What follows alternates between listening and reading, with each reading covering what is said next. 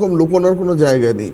যে মেয়েটি মারা গেছেন, ধর্ষিতা হয়েছেন এবং এত খারাপ ঘটনা, তারও কিন্তু প্রপার যেটা মানে ময়না তদন্তের রিপোর্ট সেটাকেই প্লেস করা হয়েছে, তার পরিবারের সামনে ইয়ে করা হয়েছে। সেক্ষেত্রে ওই অভয়া কাণ্ডের মতো বা অন্য কোনো কাণ্ডের মতো সেখানে 1%ও কোনো ছলনা বা লুকোচুরির আশ্রয় নেওয়া হয়নি।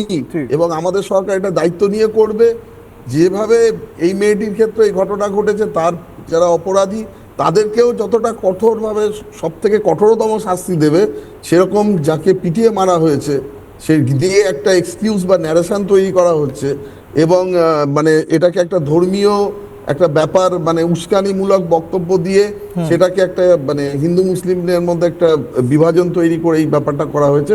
এক্ষেত্রেও কিন্তু সমভাবে সেই কেসটা ট্রিট করা হবে এবং এক্ষেত্রেও যত সর্বোচ্চ সাজা সেটা দেওয়ার সেই ব্যবস্থা করা হবে। আমাদের আজকে যে মিটিং হয়েছিল, অল পার্টি মিটিংয়ে আমাদের মাননীয় মুখ্যমন্ত্রী, এমপি থেকে আরম্ভ করে এই বারুইপুর পুলিশ ডিস্ট্রিক্টের আন্ডারে যতজন এমএলএ আছেন, irrespective of any political party, সবাইকে ডেকে উনি প্রত্যেকের সাথে আলোচনা করেছেন এবং কি কি ব্যবস্থা নেওয়া যেতে পারে তাদেরও মতামত দিয়েছেন এবং পরিষ্কারভাবে পুলিশি তদন্ত কিভাবে এগোচ্ছে সেটাও কিন্তু উনি অবশ্যই ঠিক। সে ব্যাপারে সকলকে ওয়াকিবহাল করেছেন।